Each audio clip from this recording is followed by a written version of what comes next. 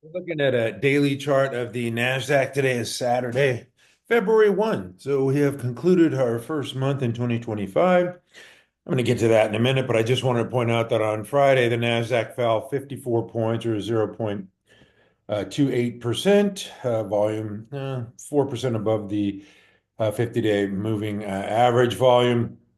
You can see since the Nasdaq made that high of 20,204 on December 16th, it's been in a choppy pattern here, just kind of trading sideways, consolidating gains. It is still on a power trend though.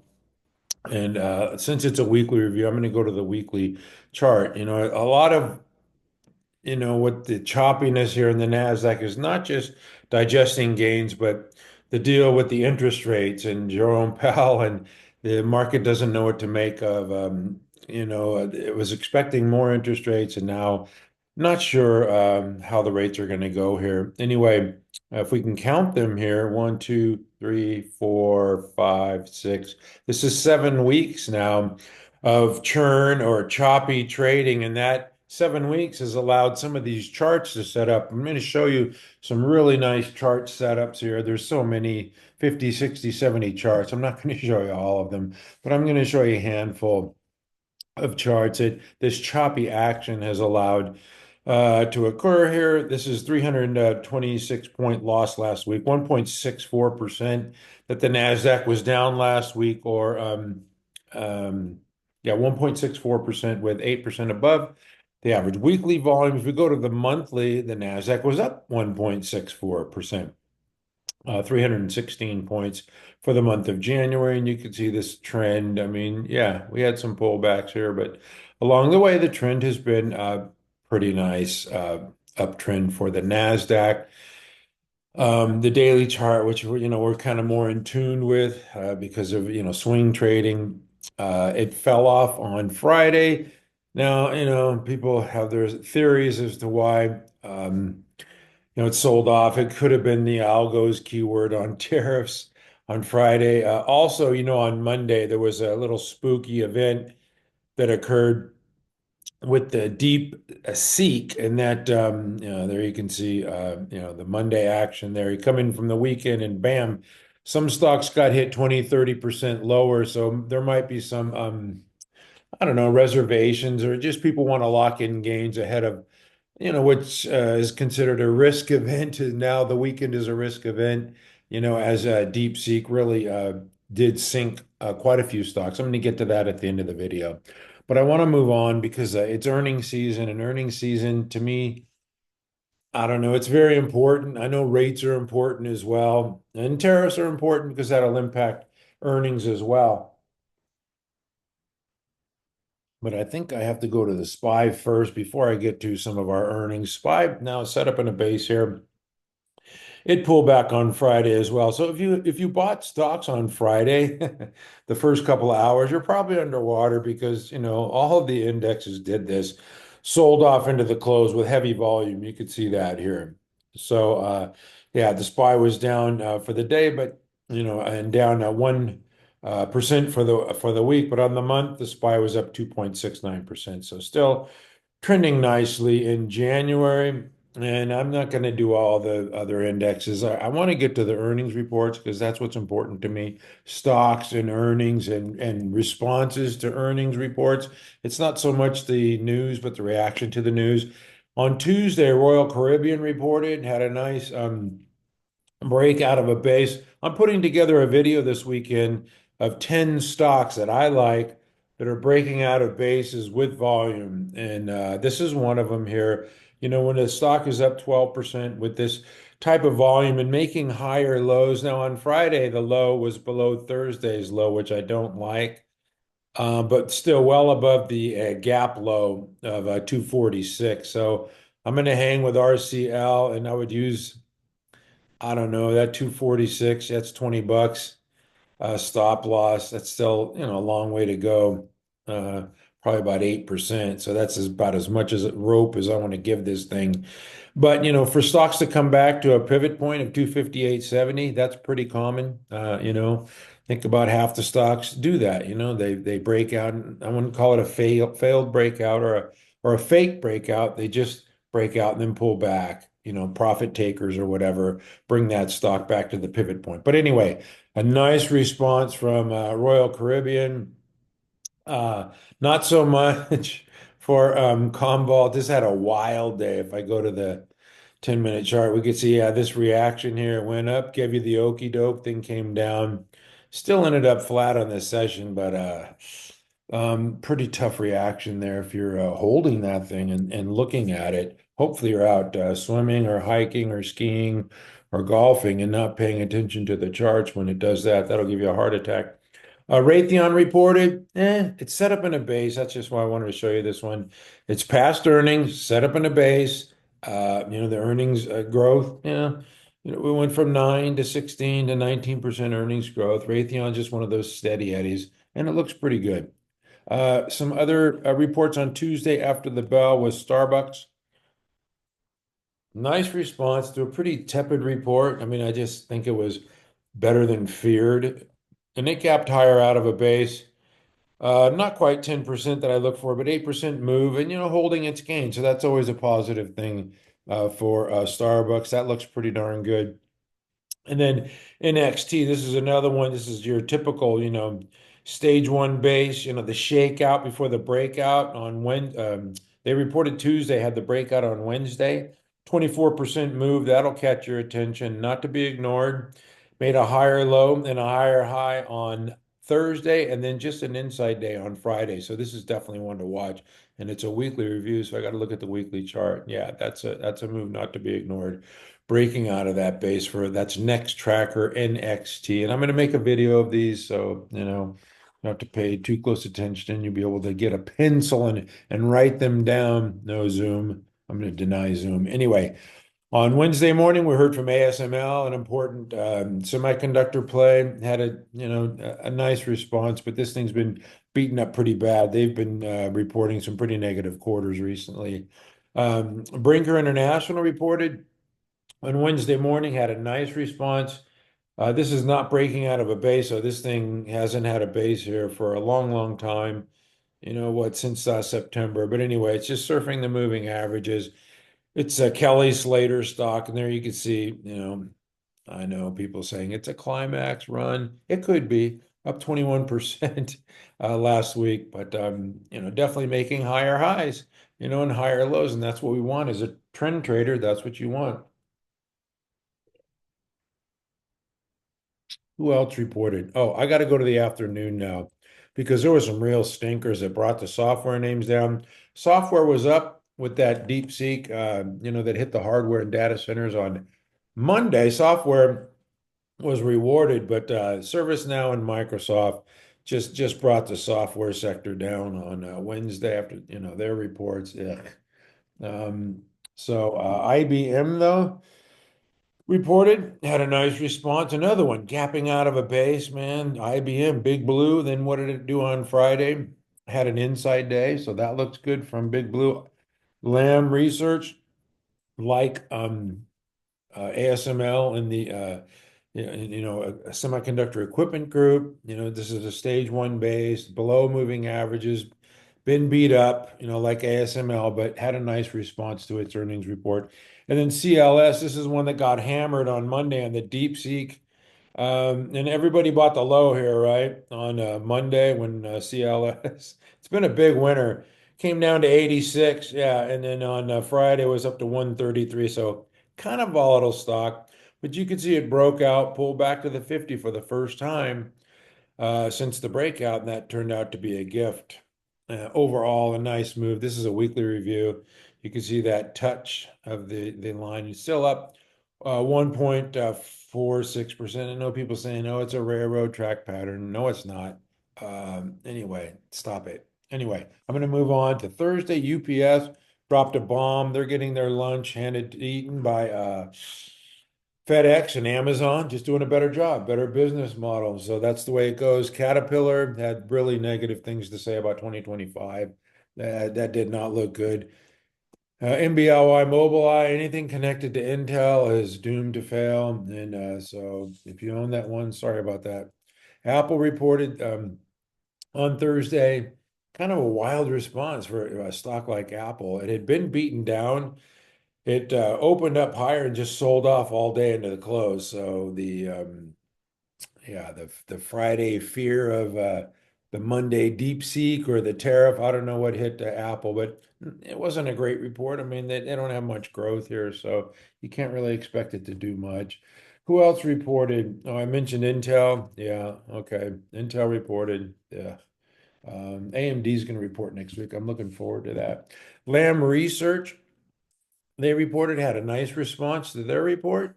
Once again, this is the equipment. The equipment stocks are, a lot of them look like that. ASML and Lam Research, and yeah. So anyway, I'm going to move on to what am I doing here? Oh, I know what I was going to do. KLAC. I got distracted here. KLAC reported. Once again, the equipment maker, trying to get through. It's just you could see this consolidation pattern just has a lot of work to do. All those equipment stocks have a lot of work to do. Decker's reported, and really, if you listen to that conference call like I did, there's no way you could be bullish on shoe stocks.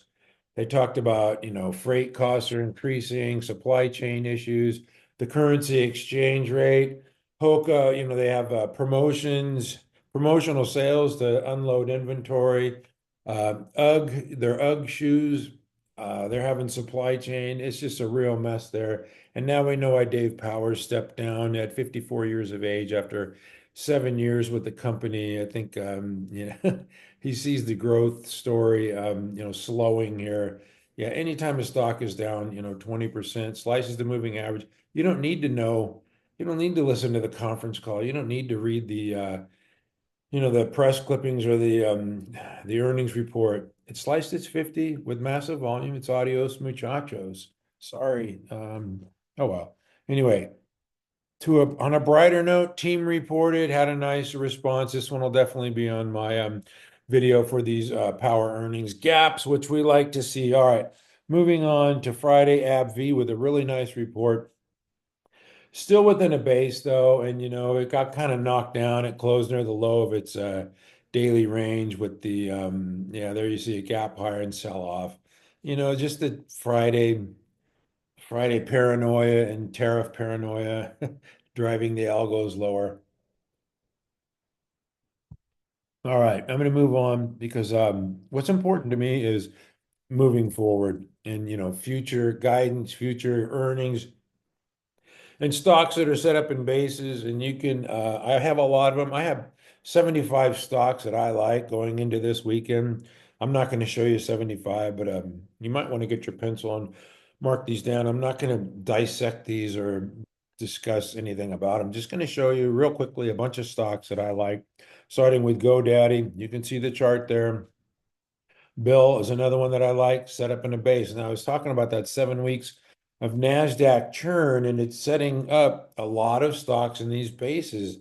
Garmin is another one that I like, Shark Ninja.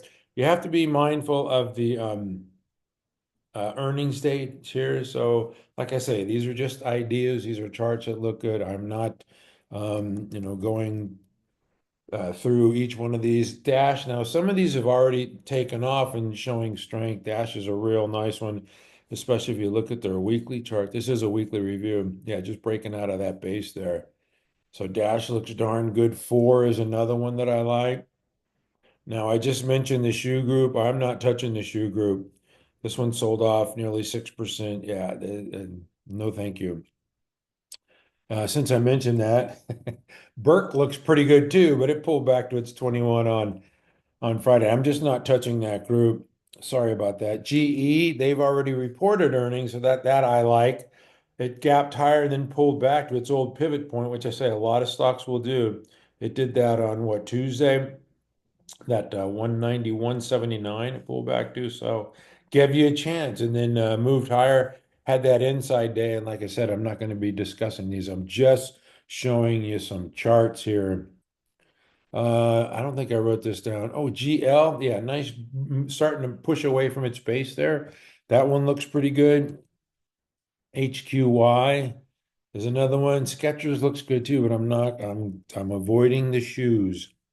It must be the shoes. This is CarGurus. There you go. Fake breakout and then pull back. All right, back to that pivot point.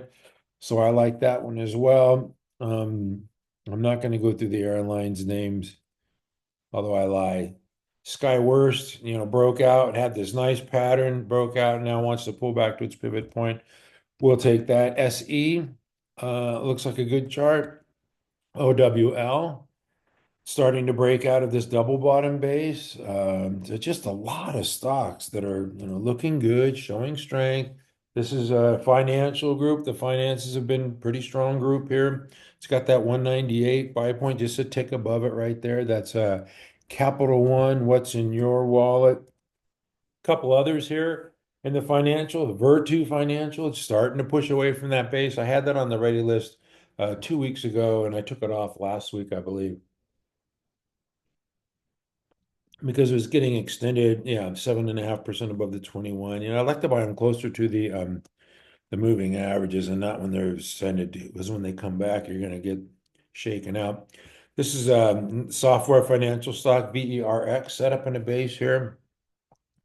Like I said, there's just a ton of them. I'm going to go through some of the retail food group. This is Sprouts. That one looks good to me. BJ's. No jokes, please. Set up in a nice cup-shaped pattern. Might need a couple days to handle out there, but that one looks good as well. Fresh Pet, I have to buy this one for my dog, Roscoe. We buy Fresh Pet. The dog loves it. And this one's set up in a nice base here too. So some of those, food stocks, looking good. Costco, can't mention food without Costco. This one looks good. So there's a lot of these stocks that to me look pretty darn good. FLUT, this is in the leisure gaming equipment group. And nice cup with handle there. Let me move on to some other stuff. I'm not going to cover all of these. I just can't. There's just too many. I'm trying to give you a broad array, though. Here's a wood lumber company, Louisiana Pacific, with a cup with handle. It already formed that handles. Looks like it wants to move out. My gosh. MASI is a medical systems equipment stock. Nice pullback to the 10 on Friday. I like that shakeout a lot. What else we have? Duolingo. I guess when there's talk about TikTok ban or whatever, so this Duolingo got a spike in subscribers because people who are learning language on TikTok just switched over to Duolingo. And here's more in the retail. Here's Lulu. This is retail apparel. Not my favorite group right now. BURL has been trading sideways within the base. Sliced its 50 on Friday. Don't like that. RBRK, going back to the software. Very nice looking chart. Shopify, very nice. TOST. Another chart that I like, just a lot of them. And I didn't even show you, there's just a bunch of them that I like. From various groups here. You're seeing transportation equipment. This is Wabtec. This is in a nice base here. So the 7 weeks of chop digesting gains on the Nasdaq has delivered us all of these nice looking charts, and I could show you a bunch more, but I'm going to stop there. Except for I lied. I got a couple more here that I like, including this one and Dick's. Dick's in that apparel group. I'm a little leery. All right. So I showed you the earnings reports. I showed you some charts of stock setup and bases, which is great. So I thank you for watching at mcstockcharts.com. We never give up. And we also like to honor the great Steve Jobs. I talked about, this whack job that happened on Monday. To me, this is not something to be ignored because, if it happens once, it can happen again.